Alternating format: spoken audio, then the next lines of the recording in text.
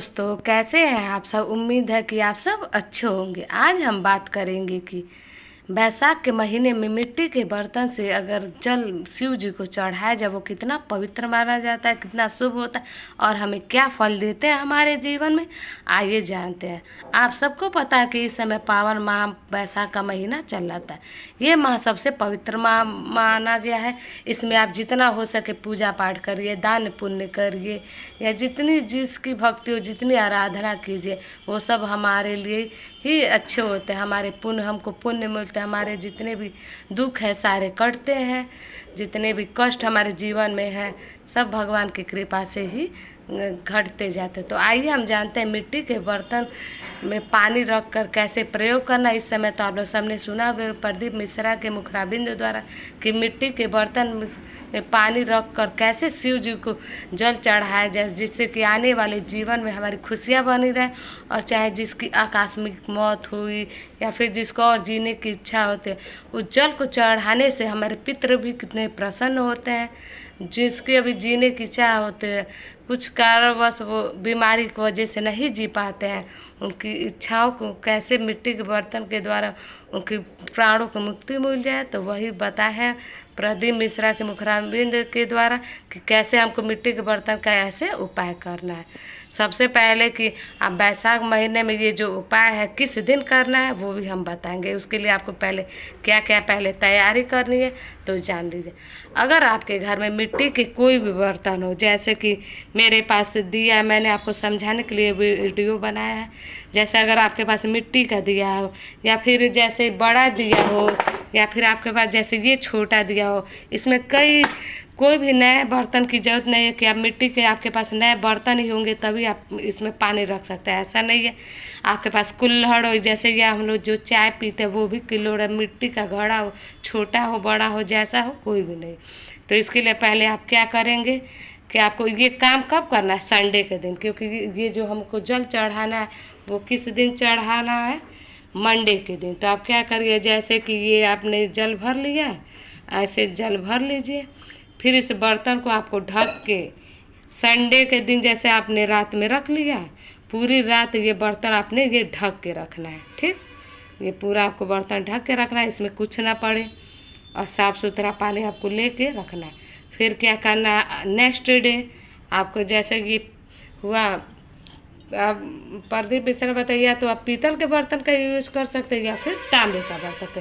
लेकिन मेरे अनुसार तो हम लोग तांबे का बर्तन को ही शुभ मानते हैं। वैसे तो दोनों बर्तन ही है, जिसके पास जो अवेलेबल है कर सकता है, लेकिन आपके पास अगर तांबे का बर्तन हो तो अति उत्तम माना। अब तांबे का बर्तन आप जैसे देखते हैं, ये होता है तांबे का बर्तन, इसका कलर आप देख सकते हैं। और ये होता है जैसे पीतल का बर्तन, पीतल का बर्तन का कलर इस कलर का होता है। जैसे कि आपको दोनों अंतर समझ गए होंगे कि ये है पीतल का और ये होता है सॉरी तांबे का, और ये है पीतल का। तो अगर आपके पास तांबे हो तो तांबे में रखें, या पीतल को हो तो पीतल में। उसके बाद आपने रात में रख लिया, उसके बाद क्या करिए, पानी को ऐसे जल में बर्तन में डाल दीजिए। ठीक, उसके बाद ये जो बर्तन होता है सबको शरीर से, घर के जितने भी सदस्य हैं सबको ऐसे ऐसे स्पर्श करा दीजिए। सबने अगर ऐसे स्पर्श कर लिया तो आपको क्या करना, आपने ध्यान में, मेरा बर्तन ये छोटा था इसीलिए जल इतना ही है। जितना ये नहीं है कि आपके पास जल आधा हो तो फिर आप अलग बर्तन से फिर पानी भर ले जल, ऐसा नहीं है। अगर आपके दिया है जितना जल हो रहा है उतना ही जल इस बर्तन में डालिए। ठीक, ये बात आपको समझ आ गई। तो जैसा कि मेरा आधा ही हुआ, मैंने घर के हर सदस्यों को जैसे स्पर्श करा देना, ये मैंने आपको वीडियो समझाने के लिए ही बनाया, ताकि आपको ये पूरी वीडियो समझ आएगी। फिर आपको मंदिर में जाना है, किसी भी शिवालय में। लेकिन ये काम कब करना आपको, जैसे बैसाख महीना 1 महीने का है तो आपको ये काम करना है सोमवार के दिन। अगर मान लीजिए आप सोमवार के दिन आप किसी कारणवश नहीं जा सकते, तो हर महीने शिवरात्रि पड़ती है, तो जाहिर सी बात है कि बैसाख में भी शिवरात्रि पड़ेगी। तो या बैसाख के महीने की शिवरात्रि को इस जल का प्रयोग कर सकते हैं, या फिर आप प्रदोष के दिन कर सकते हैं।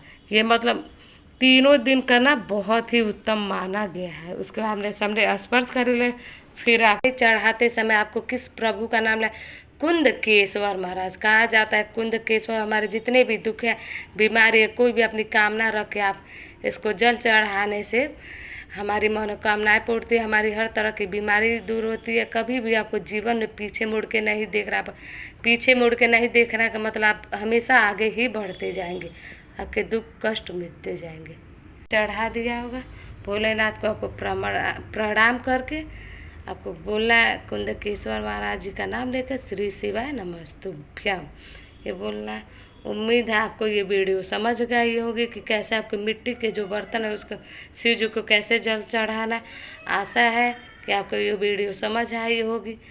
आपको अगर वीडियो समझ आएगी तो कमेंट में श्री शिवाय नमस्तुभ्यम कमेंट कर दीजिएगा।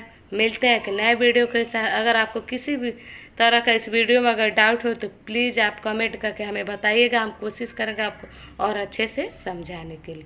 श्री शिवाय नमस्तुभ्यम।